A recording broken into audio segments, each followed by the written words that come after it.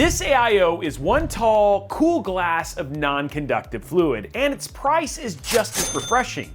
But with prices of just about everything else in the PC build market on the rise, can the Cooler Master Elite Liquid 360 distinguish itself as a new budget leader? Well, that's what we want to find out. So we're going to get elbows deep into installation, share how the Elite Liquid performs under pressure, and tell you about an unexpected place to find one at a fraction of the retail price. We're going to discover all of that right here, right now on Robeytech. We're no stranger to Cooler Master, but it's been a while since we've been able to do a proper review on one of their coolers. Then again, it's been a minute since we've done a proper AIO review, so when Cooler Master sent us over the Elite Liquid 360, we thought, hey, since Cooler Master is pushing their craft forward, there's no better time than right now for us to do the same. While this one is going to look a little different than our previous AIO reviews, you can expect just as much information and data, but with a bit more in-the-moment commentary. And as we get started, we do want to say a big thank you to Cooler Master for sending us over the Elite Liquid 360 so we could make this review for you. Okay. We have the cooler and our test benches are standing by, so let's talk through some key points before we get to unbox this thing and see how the installation process works. So right up top, the Elite Liquid comes in both 240 and 360 millimeter versions, and both of those sizes are available in either black or white for the same price. As for price, we're gonna stay focused on the Elite Liquid 360 since that's what we're actually looking at here. But this is where the story gets interesting. MSRP for the Elite Liquid is $90 at places like Newegg. Now looking at this from a price comparison standpoint, there's a bit of a spectrum here if you're looking at sub $100 AIOs. AIOs that would fall into this category would be the Thermalright Aqua Elite V6 for around $52 and the LGA GA2 Lite at just at $100. Now the interesting part of this story is that there's one place where this was selling for cheaper at the time of making this video, and not by a little amount either. Now we're gonna put a pin in that one because we're gonna talk about that a little bit later. But for now, let's talk about socket support and what makes this thing tick. For socket support, the Elite Liquid 360 is very versatile. Basically, if you have an AMD CPU on AM4 or AM5, you're in luck. Same goes for pretty much every mainstream Intel for the past several years. If you need a cooler for the LGA 1150 family, LGA 1200, 1700, or 1851, you're good to go. Now to make this even easier, there is only one bracket, so no swapping needed at all. And to keep up with all CPUs represented in those families, the Elite Liquid 360 has three 120mm fans that have some pretty impressive specs. Speeds up to 2100 RPM, an airflow rating of 84.2 CFM, and static pressure rating of 2.71 mmH2O, so pretty solid. What's also great about these is that they do come pre-installed with a breakaway cable to help keep cable management super clean. As for the pump, it tops out at 3200 RPM, give or take 10%, and it has a dual chamber design according to Cooler Master, and it's a bit more compact than previous pumps they've used and has a more compact design without sacrificing cooling. But we'll put all that to the test here in a minute. As for the warranty, the Elite Liquid has a 3-year warranty, which isn't the longest warranty we've seen for an AIO, but it's enough to cover any immediate failures. Okay, so now for the newest part of our AIO reviews, where we're just gonna unbox this live and then we're gonna do the installation. And I've now done so many AIO installations that it's just really easy for me as I look at this to just get an idea of what to convey to you, especially after seeing what's inside the box. So let's just take a look at what's inside here already. And the box is, I mean, dude, it's plain, right? Like really plain looking, but I mean, at being able to get this for as little as 50 bucks, I'm not surprised. Now, one thing I am gonna say, this is not an unboxing from pure retail. We've actually installed this now 2 times since we've actually done this, since before we're reviewing this video. So there are gonna be a couple things that might look a little bit different if you buy this yourself. Okay, so what's inside, first and foremost, we'll get to that here in a minute, is we actually have the AIO. And so we'll start from that. You get some beautiful gel pads. Don't eat these, okay? And you get some styrofoam. And so we'll get that out of the way. I didn't close it all the way, by the way, Brian, even though this isn't a full build and all that sort of stuff. Okay, so getting inside of this though. Okay, so this is the part that's the coolest thing about this. So starting from the beginning, this does come with pre-applied thermal paste. We talked about it, it's the Cooler Master stuff. But the most interesting thing is this right here, guys. You actually have everything you need to install both AMD and Intel on the same bracket, which is really cool. Also coming off of this, it looks like we have a AIO pump header, and we also have RGB. It can, and we'll see here in a minute, but you actually should be able to daisy chain all of this into the actual larger cable net that kind of goes through this stuff. The cover itself is like a see-through plastic, and this is removable, and you can do 3D printing to make your own custom one. Tubes, I mean, nice, right? A lot of flexibility. Relatively long. I mean, you actually have a good amount of length for this stuff. So more than likely, if you're trying to get something that feels like just the right curvature or doesn't sit in front of the GPU and stuff like that, these are going to be something you're going to have to worry about, especially when you do your installation. So just something to be aware of. Fans come pre-installed. This is true. The fans themselves are actually pretty straightforward, obviously airflow, but you can see here that they're daisy chainable. And so they use their own proprietary connector. So we're going to have what looks like, yep, here it is right here. And this is inside the bag. And then this is essentially going to be the thing that you're going to daisy chain into the actual fans themselves, and it just kind of clicks in. Pretty straightforward. These are easy to install too, which is nice. There's not a lot of extra cables here, so when you actually do get this installed, what I like to do is I'll probably zip tie this right to the top of the case to kind of hold this up, so that way when the AIO is basically installed, you're not seeing anything kind of dangling or hanging down. You've also got your PWM fan connection, so this means that this will plug into your CPU header and allow you to run all of your fans off of the CPU header, which is nice. So all in all, really kind of straightforward for this. I do like this in terms of it's daisy chainable. You really only have a very small number of connections. So from an ease of installation, just unboxing this, pretty straightforward. Let's see what else we got inside of here. Back plates, both for LGA 1700 and also for older Intel models as well. We've got mounting screws. So these are the mounting screws for the actual radiator itself. I do want to do one test real quick though, which is always my key thing. And especially the reason I do this test, and Brian knows this, is I have to install these by myself, one-handed. So how is the machining? Okay, so that's really easy. So it's really easy to basically be able to screw these in, which is good. And the other thing I like to do is see if I can do it with my hands. So if you're gonna be doing like the one-handed wonder installation, these are gonna be pretty straightforward. Because, you know, I don't know if you see on the streams, but I'll be like this, and I'm like holding it, and Brian's just laughing at me as I'm like trying to do this one-handed. So this is like completely capable of being able to just kind of get this in and go. So nice machining there for the screws and stuff like that, which is actually, given that this thing is as inexpensive as it is actually a pretty cool thing. We got thumb nuts.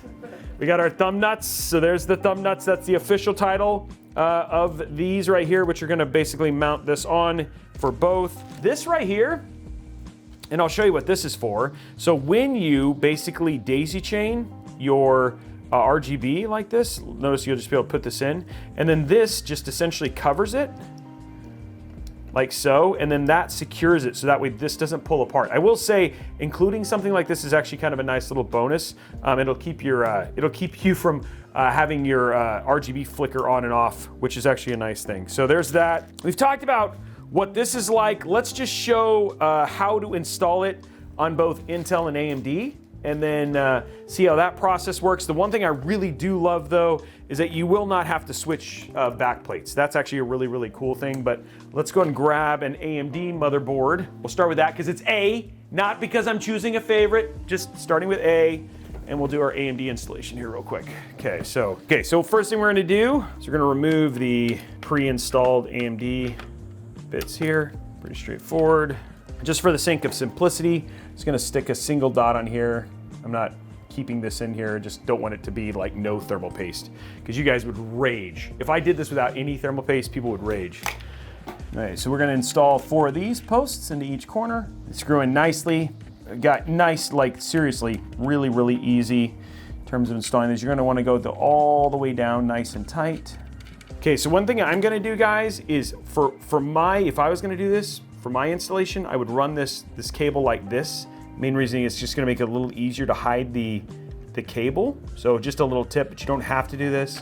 Just go down like that, there you go, and now my cable's up, and then I'll be able to run it up and through, like so. There we go, making it a little easier to hide cables, even though it's white, but you get my point, because we're not doing this with a black AIO, but for visual purposes, you can see there. Okay, so there's that. And then we're gonna grab our thumb nuts. Okay, yeah, so those are long enough, you don't even have to actually push all that hard. So I just get them started. Pretty straightforward. Oh, this is nice. Honestly, really nice installation, Brian. start from each side. Just kind of tighten it a little bit at a time. There we go. Yeah, that works really, really well. Very, very easy installation here for AMD. That was so easy. And I like that it's just the single, you don't have to switch any backplate, anything like that, and you're essentially good to go. And then for cables, we're gonna take, so this will be mounted in. This one right here is gonna go into your CPU header on your motherboard, like so. This one right here, which is coming off of your pump, right? That's literally just gonna go into your pump header, which we have marked right here, like so. And then what I would do here, if I were you, is daisy chain those together, like that. Throw my little plastic bit over it, like so, and then literally it just goes into a 5-volt header. And there you go, that's your installation. I mean, really straightforward, right? And then it's easy to kind of have the cables hidden, right? Because this is literally sitting like that. So AMD installation, really, really straightforward. Now, let's check out Intel installation. Okay, now for the Intel installation. So this has the additional step of, obviously we don't have to remove the bracket because it doesn't come pre-installed. We are grabbing the LGA 1851/1700 bracket. Now, one thing interesting here, Brian, is no sticky on this. So there's nothing that's gonna hold this in. So you're gonna have to do your little trick there. So I'm just gonna pop that in like so. And then I'm just gonna literally slide it down. So we have that in, and then we're gonna grab our Intel posts. Okay, again, easy to get in there. I always do my AIO mounting installation outside of the case before I put it in. This means it's gonna hold it in just fine. So I don't know if the sticky's really necessary outside of maybe the original first placement for the bracket. Okay, so there we go. That's all good. Okay, so now we're gonna just throw our little dot of thermal paste on. Doesn't matter. This is not, don't use this as a thermal paste guide, folks. It's just literally for demonstration purposes. I think we need that like we do on like car commercials. This is a closed track with a professional driver. Similar situation here. I've got things just kind of already set up. So one thing again I would do is just run the cable up like this so I can hide and route it a little easier. You do not have to do this. This is just like a, hey, just because I'm Robey kind of thing. Yeah, and it's gonna go on the outside this time. Okay, so about the same. That's nice, easy. There we go. Okay, same thing. You don't have to, you can just do it with your fingers. Some of the ones, like, you have to really push, like you have to use a screwdriver to kind of get these to install. These are not like that. They haven't, so which is actually really nice. So you don't have to work extra hard to do the install. And then, yeah, pretty straightforward from here. It's gonna be very similar to AMD at that point in time. Okay, now we'll just finish tightening it. And you're gonna wanna go until it stops, just to make sure that it gets proper spacing. Very easy, well machined, like very simple installation. And the good thing is whether you're Intel or AMD, you have less chance of having it like get confused by the backplate or anything like that. There is more visible around it. I mean, that would be something that might be a downside. And then again, I can route these cables just like I did showed on the AMD one that goes around. Okay, so this is the pump. So that's gonna go into pump system 1 there, just like that. This one right here is coming off of the fans, so that's gonna go into CPU. And then we don't have a header for RGB up top, so looks like for this, it's gonna have to route down here. And there you go, now all of our cables are plugged in. So there it is, all installed. Pretty straightforward. And again, some of this stuff is gonna be completely dependent on motherboard. For the installation itself, really, really easy in terms of number of cables, mounting, really like, and then, yeah, and then just being able to hide cables is gonna be really straightforward. So there's installation. Let's talk about thermals. Now that we know a bit more about the Elite Liquid and have a couple installations under our belt, can it keep our test bench CPUs cool enough? Let's find out. Now, as a reminder, all of our AIO tests are performed in nearly identical Intel and AMD PCs. We'll post notes on the screen for details, and all of this is done under the same conditions to keep the data as clean as possible. You know, science. Also, we did reset our benches recently with the more recent BIOS updates, and we flattened our list comparisons to last year's top picks, which you can see in this video. We're going to go through this at a pretty fast pace here, so feel free at any point to pause the video if you want. Starting with our Intel bench under full CPU load, the Elite Liquid lived up to its Cooler Master name by keeping our 14700K at an average of 80 degrees Celsius. With our trimmed down field of tested AIOs for 2026, that average puts it at our third coolest AIO under load on Intel, right after the NZXT Kraken Elite V2 and the Lian Galahad 2 Lite. In other words, it's in really good company. Now moving on to Cinebench, the Elite Liquid was a bit more modest in its performance with an average score of 7,816. The Cooler Master AIO landed right in the middle of our tested roster. Now, if these numbers look low, we did shift testing to the latest iteration of Cinebench, which has flattened scoring just a bit. Now, this trend of being in the middle of the pack continued in average wattage too. Under load, the Elite Liquid averaged just under 247 watts, right in between the MSA MAG Core Liquid A15 and the Asus ROG Ryu 4. But in gaming, the Elite Liquid showed off what it could do by snagging the lowest thermal average of the bunch. With an average just shy of 54 degrees Celsius and power draw on the lower end, the Elite Liquid was definitely worthy of its Elite title. So overall on Intel, this AIO looks like a solid pick. But what about over on AMD? Well, the story shifts a bit here. Under full CPU load, the Elite Liquid kept our 7700X at an average of around 90 degrees Celsius. Not a great look having it sit as the warmest AIO in these charts, but keep in mind that this is still around 5 degrees from hitting TJ Maxx. So there's still some headroom here. As for how it translated to Cinebench, the Elite Liquid inched its way up from the bottom ever so slightly with a score of 4483. This positioned this AIO right between the Antec Vortex View and the Lian Hydra Shift 2. As for power draw, the Elite Liquid landed a little bit closer to the middle, but as you can see from our charts, there isn't a wide range of wattage difference here for the CPU, so this isn't all that surprising. Now moving on to our gaming benchmark, the Elite Liquid held our 7700X at an average temperature right in between the middle between 60 and 61 degrees Celsius, which was comparatively warmer, but I'm not going to call these bad temps at all. As for the power draw, it stayed at a similar place in our charts at an average of 90.7 watts. Again, not bad given the very narrow spread here, but not noteworthy either. So when we put all this together and we look at the picture across both platforms, the Elite Liquid does keep our CPUs within acceptable temperature ranges on either side of the aisle, but it found far more success on Intel, at least on these specific chips. Moving on to noise levels. This thing, it's not quiet. Actually, it's the loudest AIO we've ever tested to date. With fans running at 100% under full CPU load, we recorded the Elite Liquid at 70.4 decibels. And when we were gaming, we were seeing it at 56.8 decibels. For context, at its loudest, the Elite Liquid is around 13 decibels louder than our quietest AIO under load. What's even more wild is that while gaming, the Elite Liquid was 0.9 decibels shy of some of our other test AIOs running at 100%. Now, let's be really clear. This is fan noise, and these decibel levels are not dangerous to your ears at all, but they may stand out in your environment. So if you like everything else about this AIO, just swap the fans and you should be golden, or you may just be fine with the noise level. Okay, one more data point before we look at the whole picture. It's been a minute, so let's look at relative value. To get numbers to compare, we're dividing the MSRP by the difference between CPU thermal max, which is 100 degrees Celsius, and the average CPU temperature under load. This gives us a dollars per degree of cooling value for comparison. In this case, the lower the better. These numbers are based off of data we collected from our Intel bench and the MSRP at launch. Understand that these values will change over time, but you can do the math to see where things land today. And just where do they land today? With a relative value score of 4.5, the Cooler Master Elite Liquid 360 threw down the gauntlet at last year's value leader, the Thermalright Aqua Elite V6.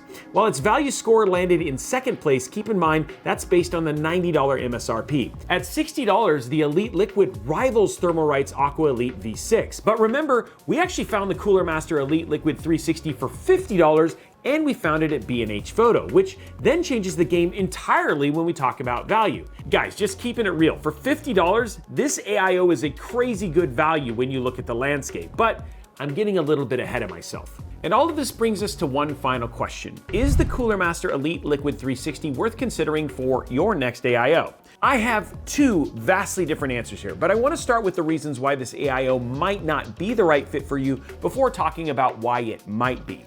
For starters, while it isn't a bad performer, we did see the Elite Liquid struggle a bit more on AMD than Intel, so if you're considering a Team Red build, seeing this might be a little discouraging. To be clear, it's not terrible, it's just also not amazing, at least for the 7000 series. There's also the noise this thing creates. This AIO is loud, and if you're someone who needs your PC to be more seen and less heard, this cooler is going to need an entire fan swap. And if you're paying $90 for the Elite Liquid, that pushes it into the backyard of an AIO that's performance and stealthy nature are far more elite. If you've been around here at Robeytech, you know what AIO I'm going to bring up, the Galahad 2 Lite. It's quieter, it's a bit more platform agnostic, and at only $10 more, if you're looking at replacing the fans, the GA2 Lite might be better on your budget and on your CPU. Again, that's if you're paying MSRP. And since we've already shared a few places you can actually find the Elite Liquid 360 for significantly less, there are a number of reasons why this AIO might be a good fit for you. Let's start with the ease of installation. There's a lot this AIO does right on that front. When you package together the pre-mounted CPU bracket and fans, as well as the pre-applied thermal paste, all of that makes it super easy to go from box to inside your PC build with a quickness.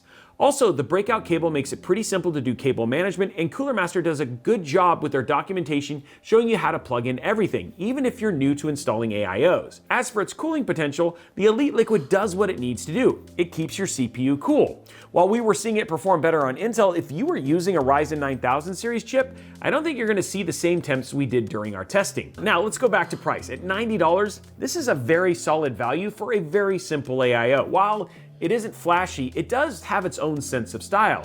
And if you happen to have a 3D printer, you could replace the decorative cap for something more personalized. But if you can snag an Elite Liquid for like $50, you're looking at an AIO that can get the job done, especially if that job is gaming, and save you money. And what's amazing is that we've seen instances where $40 can make a big difference in one other area of your build.